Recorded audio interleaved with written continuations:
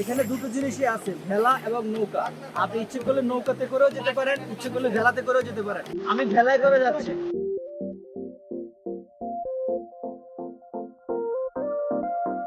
অসম্ভব রকমের অ্যাডভেঞ্চার, একেবারে মনকে ভয়ার্ত করে তোলার জন্য পারফেক্ট এই দেবতাখুম। ট্রেকিং, অ্যাডভেঞ্চার, রিস্ক, ভেলার কায়াকিং সবকিছুর একটি কম্বো প্যাকেজ এই দেবতাখুম।